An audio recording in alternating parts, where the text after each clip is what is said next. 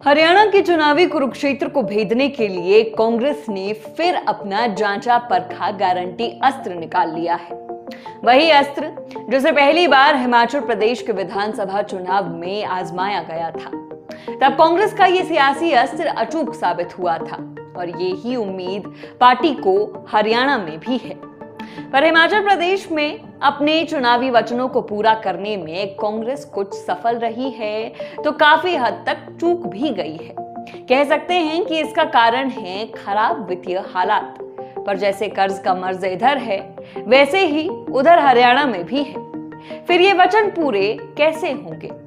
आज सियासतनामा में चर्चा इसी पर। बात हरियाणा की होगी, लेकिन बात समझनी है तो जिक्र हिमाचल का भी जरूरी है। नमस्कार, मैं हूं नेहा धीमान और आप देख रहे हैं फर्स्ट वर्डिक मीडिया। इनमें से कई वादे ऐसे हैं जो कांग्रेस ने हिमाचल में भी किए थे। सिलसिलेवार इन सभी वादों की बात करते हैं। शुरुआत करते हैं 300 यूनिट मुफ्त बिजली के वादे से।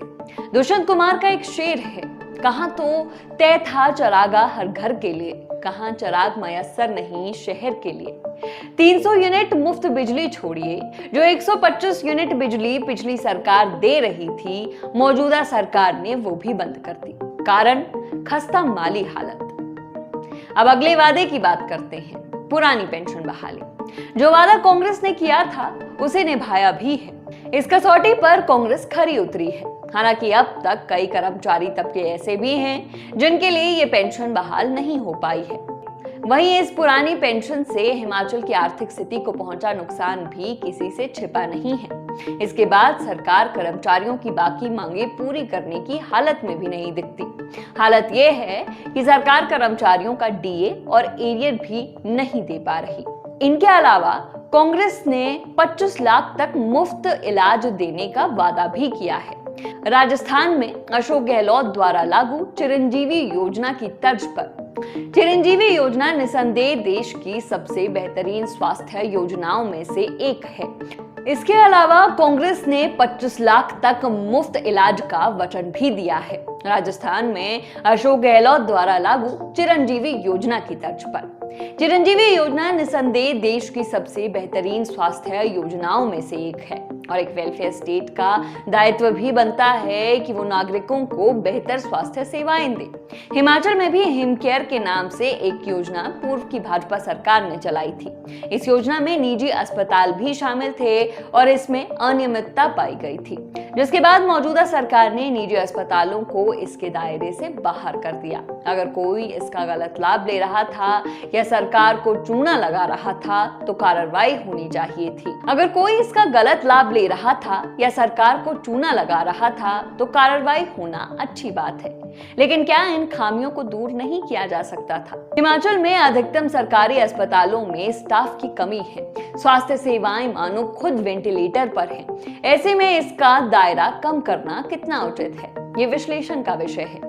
वैसे आपको याद दिला दें कि कांग्रेस ने हिमाचल के हर गांव में मोबाइल क्लिनिक का वादा भी किया था।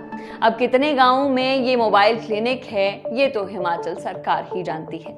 अब अगले वादे की बात करते हैं, महिलाओं को 1500 रुपए देने की गारंटी। कहा गया था कि 18 से 60 साल तक की हर महिला को 1500 रुपए मिलेंगे। फिर कहा गया पहले लाहौल स्पीति वालों को मिलेंगे, फिर चरणबद्ध तरीके से अन्य क्षेत्रों में दिए जाएंगे।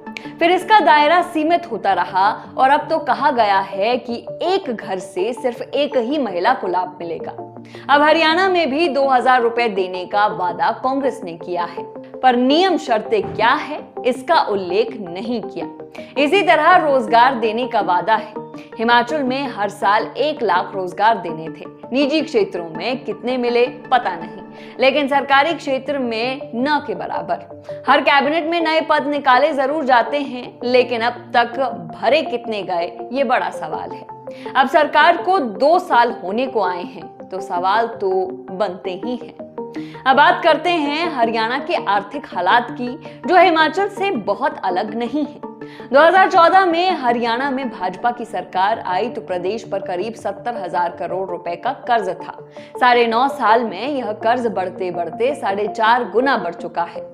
मई में जारी आंकड़ों के अनुसार प्रदेश पर लगभग 3,17,000 करोड़ रुपए का कर्ज था।